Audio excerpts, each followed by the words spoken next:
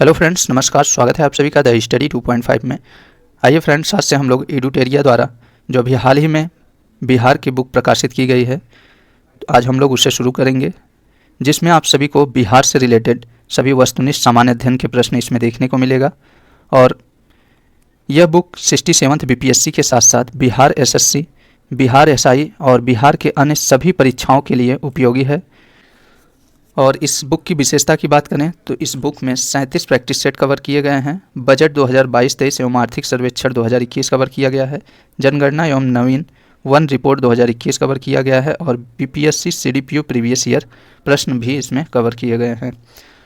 तो आइए दोस्तों, हम लोग इसे शुरू करते हैं। दोस्तों, वीडियो शुरू करने से पहले आप सभी से एक छोटा सा रिक्वेस्ट है, यदि आप सभी चैनल पर नए हो तो चैनल को प्लीज़ सब्सक्राइब करिए, साथ ही में ऑल बेल आइकन नोटिफिकेशन को भी प्रेस कर दीजिएगा, जिससे कि आने वाले वीडियो के नोटिफिकेशन सबसे पहले आप सभी को प्राप्त हो। तो आइए दोस्तों, सीधे हम लोग प्रश्नों को शुरू करते हैं। प्रैक्टिस सेट 1 का पहला प्रश्न दिया है, बिहार के किस भाग से सर्वप्रथम पूरा पाषाणकालीन औजार प्राप्त हुए हैं? तो यह दक्षिणी भाग से प्राप्त हुए हैं। राइट आंसर ए सही हो जाएगा। बिहार को जानने के लिए सर्वाधिक प्राचीन साहित्यिक स्रोत कौन सा है? तो अथर्ववेद है। इसका राइट आंसर बी सही हो जाएगा। बिंबिसार ने मगध साम्राज्य की राजधानी कहाँ बनाया था? तो यह गिरिब्रज में बनाया था। राइट आंसर ए सही हो जाएगा। मौर्यकालीन नगर प्रशासन में कितनी समितियों का सहयोग प्राप्त था? तो 6 समितियों का सहयोग प्राप्त था। तृतीय बौद्ध संगीति का आयोजन कहाँ किया गया था? तृतीय बौद्ध संगीत का आयोजन पाटलिपुत्र में किया गया था।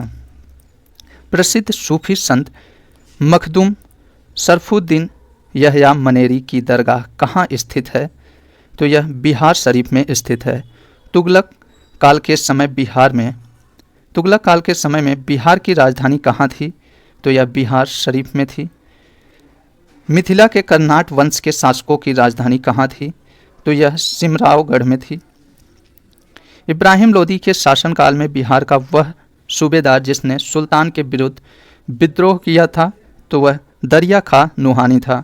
खिलजी वंश के समय के कुछ सिक्के किस क्षेत्र से प्राप्त होते हैं? तो यह भोजपुर से प्राप्त होते हैं। वह प्रथम मुगल सम्राट जिसका राज्याभिषेक बिहार में हुआ था, तो वह फर्रुखसियर है। बिहार में सैनिक अभियान आयोजन करने वाला पहला सुल्तान था, तो इल्तुतमिश था। बंगाल के किस नवाब ने मुंगेर को राजधानी बनाया? तो यह मीर कासिम ने बनाया था। बिहार को अलग राज्य के रूप में स्थापित करने के लिए किस राजनेता का सक्रिय योगदान रहा? तो इसमें सच्चिदानंद सिन्हा का सक्रिय योगदान रहा। बिहार में व्यक्तिगत सत्याग्रह के पहले सत्याग्रही कौन थे? तो श्री कृष्ण सिंह थे।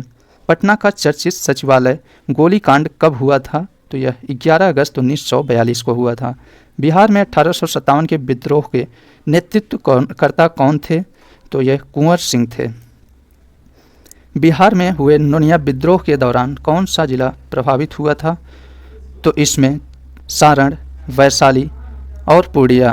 तो इसका राइट आंसर सी सही हो जाएगा। 1, 2 और 4। असहयोग आंदोलन के दौरान हुए नशाबंदी आंदोलन में बिहार का कौन सा क्षेत्र प्रभावित हुआ था? तो इसमें ऑप्शन ई सही हो जाएगा। बिहार में किसान आंदोलन को प्रसारित करने में महत्वपूर्ण योगदान दिया था। इसमें राइट आंसर ई सही हो जाएगा। उपर्युक्त सभी ने योगदान दिया था, जिसमें स्वामी सहजानंद, कायानंद शर्मा, राहुल सांस्कृत्यायन और यदुनंदन शर्मा शामिल थे। बिहार में कौमी सेवक दल का स्थापना हुआ था। 27 नवंबर 1921 में हुआ था। मध्यकालीन बिहार में अंतर्राष्ट्रीय व्यापार का मुख्य केंद्र था, तो यह पटना भागलपुर था।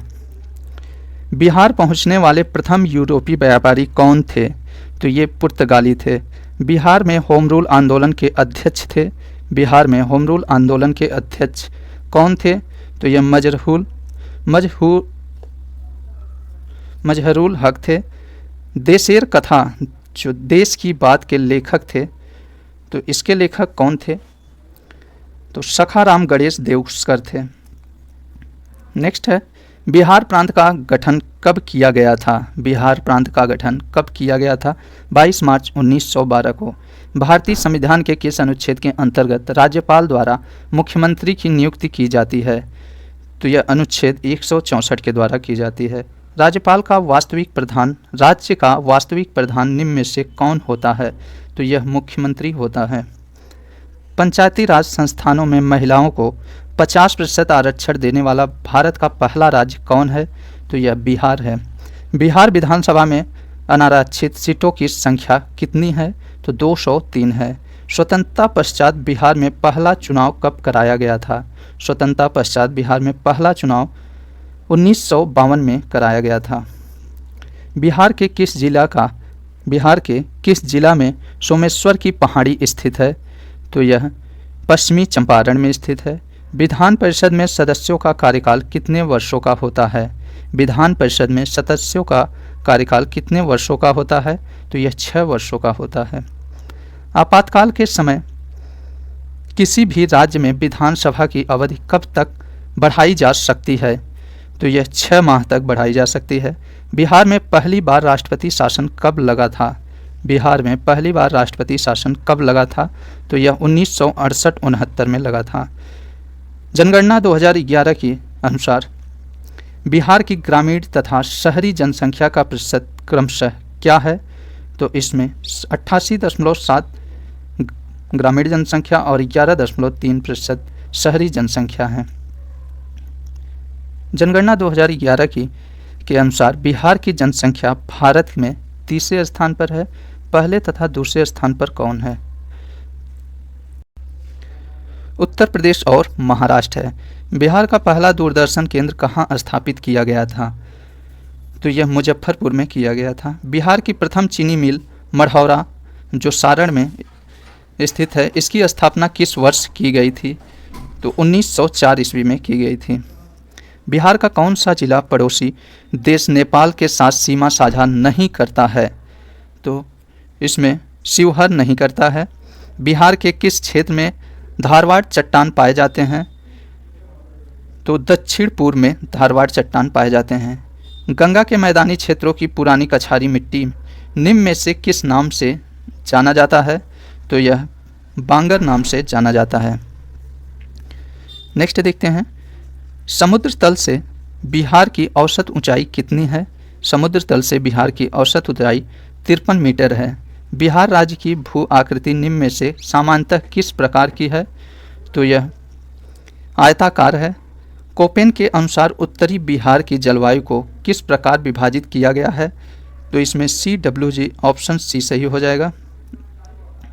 बिहार का अधिकांश भाग निम्न में से किस प्रकार की मिट्टी से आच्छादित है? तो यह कछारी मिट्टी से आच्छादित है। बिहार के कितने प्रमंडलों से होकर गंगा नदी प्रवाहित होती हैं? तो यह 7 प्रमंडलों से होकर प्रवाहित होती हैं। ककोलत जलप्रपात बिहार के किस जिले में स्थित है? तो यह नवादा में स्थित है।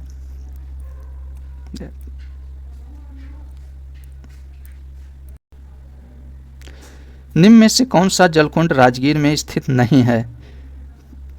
तो इसमें लक्ष्मण कुंड राजगीर में स्थित नहीं है, जबकि मखदूम कुंड, सूर्य कुंड और गोमुख कुंड ये सभी राजगीर में स्थित हैं।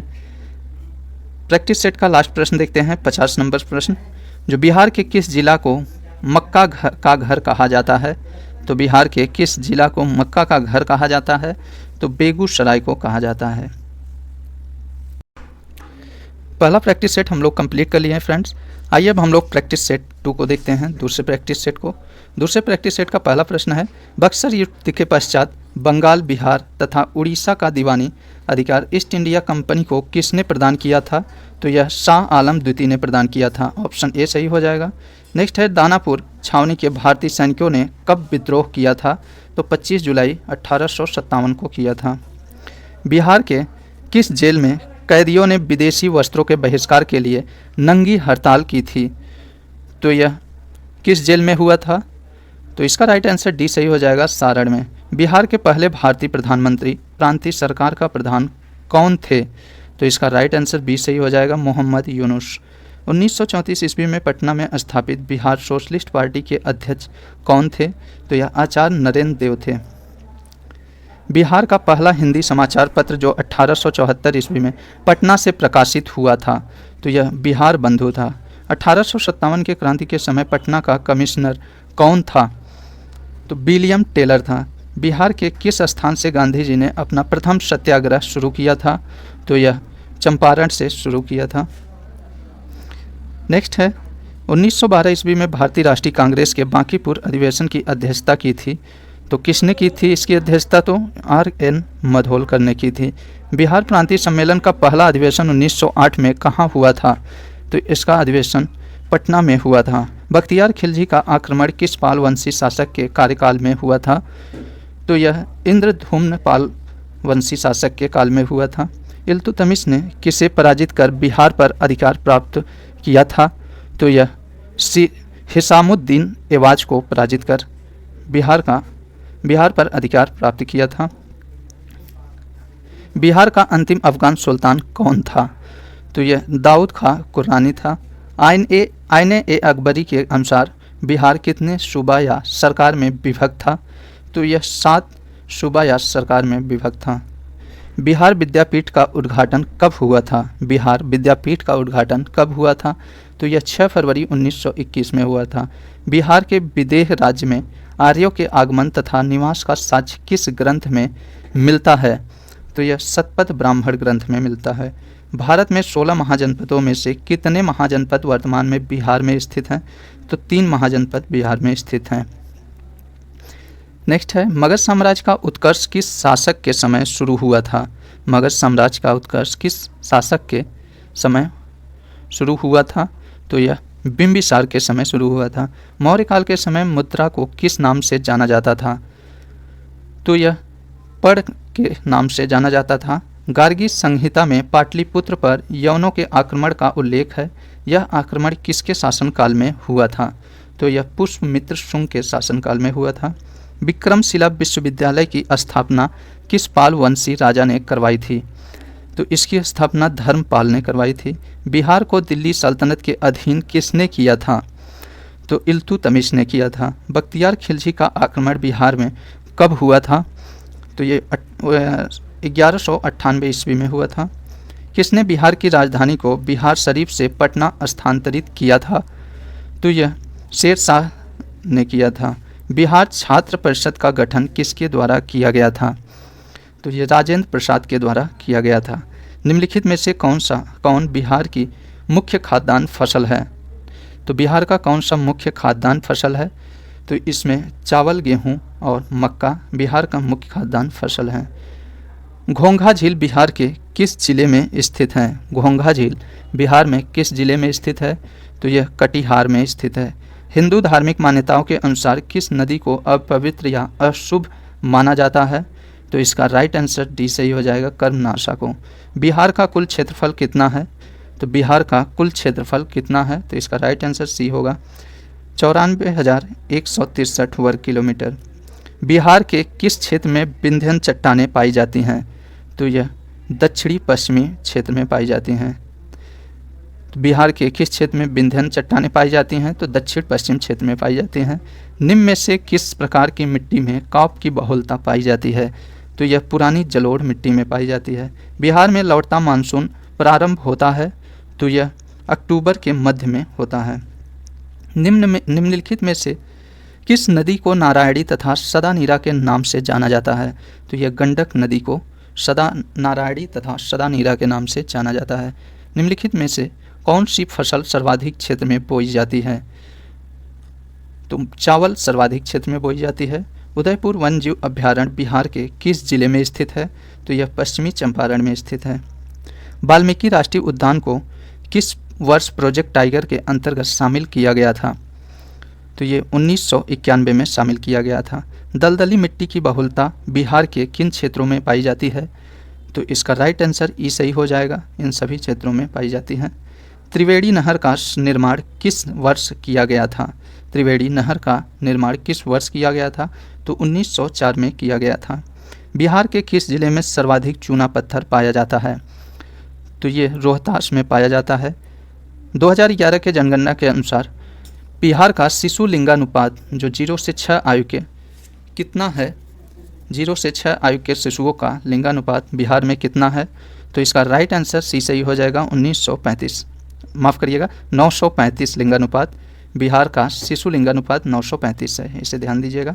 बिहार की औसत वर्षा कितनी होती है? तो बिहार की औसत वर्षा 112 सेंटीमीटर होती है। वर्तमान में बिहार में अनुमंडलों की संख्या कितनी है? तो 101 है।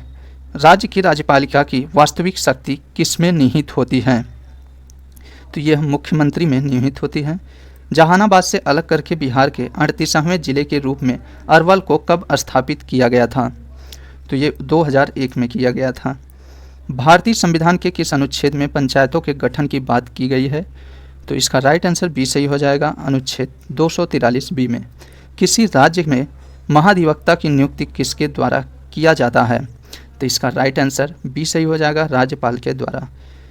बिहार में जब पहली बार राष्ट्रपति शासन लागू किया गया था उस समय बिहार के राज्यपाल कौन थे? तो इसका राइट आंसर सी सही हो जाएगा, नित्यानंद कानूनगो थे। बिहार का राजकीय पक्षी है, बिहार का राजकीय पक्षी कौन सा है? तो गौरैया है। ग्राम पंचायत का प्रधान होता है तो मुखिया होता है। किसी राज्य के राज्यपाल को नियुक्त करने का अधिकार है? तो यह अधिकार ऑप्शन ई सही हो जाएगा इसमें। तो इसमें इनमें से किसी को नहीं है, इसका राइट आंसर ई सही हो जाएगा।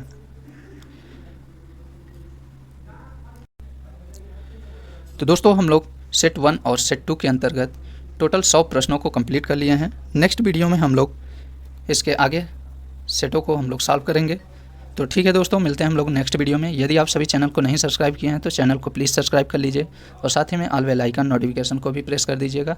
तो चलिए ठीक है, मिलते हैं नेक्स्ट वीडियो में, तब तक के लिए नमस्कार।